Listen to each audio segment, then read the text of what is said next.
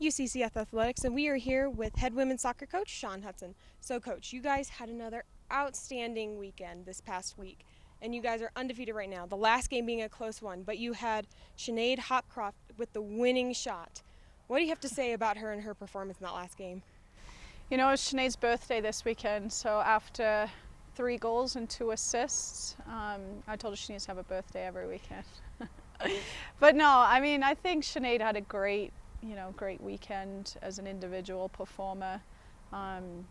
Thinking back to Friday's match, she scored a great little goal for us, but I think her assist for Savannah Mills's goal and for Tana Sanders' goal, I think those really show some of her best qualities, like her ability to hit a final ball in behind, and just her vision and awareness are fantastic. But she loves to punch forward out of the midfield and get into the front line, and she's joining runners in the box and getting on the end of some quality services for us.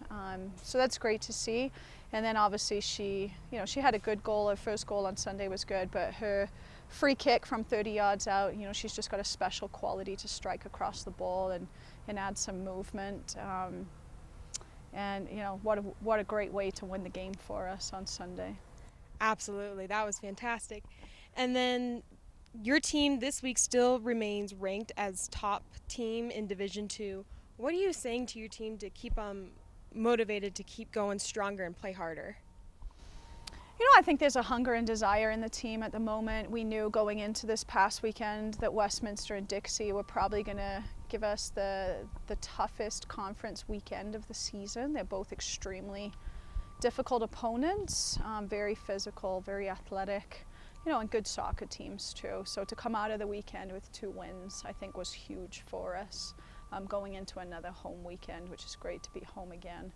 But I think, the team as a whole, we're not satisfied right now. There's certainly aspects of our performance that we can improve and that we're continuing to work on a daily basis. So there's definitely an excitement and a buzz in the locker room, and we're certainly happy to be where we're sitting, as the #1 ranked team in the country, but we're not overlooking our next opponent in Fort Lewis. They had a great result against Mines, tying Mines this past weekend. So, we've had this mentality this season of, can we get better every day?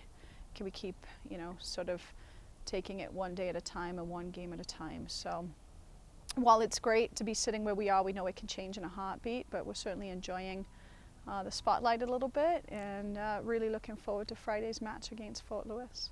Sounds good. And like you said, this week you guys are going against Fort Lewis and Adams State. What are you guys looking forward to in this game, and what do you plan on focusing on the most? Well, every weekend you scout your upcoming opponents, and it's a little bit of a guessing game, trying to anticipate what your opponents are going to do against you tactically. We've had a couple of really difficult games against Fort Lewis the past year.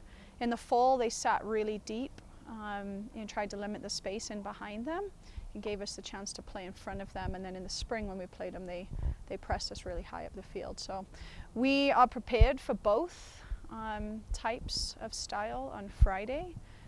Adams have just got a new coach this year in Colin Baker, and he's certainly got them organized and playing really well. And I think both teams this weekend will provide a lot of grit and determination, and they'll be difficult for us to break down. But going into the weekend, the focus is on, can we get another 3 points Friday and then build on that for Sunday.